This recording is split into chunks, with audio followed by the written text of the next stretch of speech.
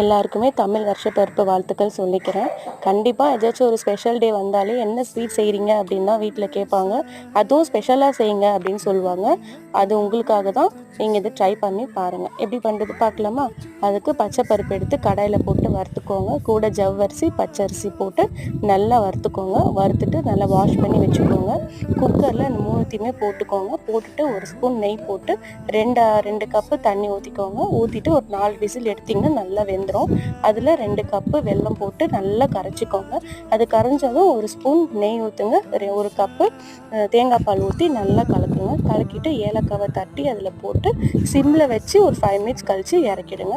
இறக்கிட்டு தனியாக ஒரு கடாயில் நெய் ஊற்றி முந்திரி திராட்சை குட்டி குட்டியாக கட் பண்ண தேங்காய் போட்டு நல்லா வறுத்து அந்த பாயசத்தில் கொட்டினீங்கன்னா வாவ், எம்மியான பாயாசம் ரெடி.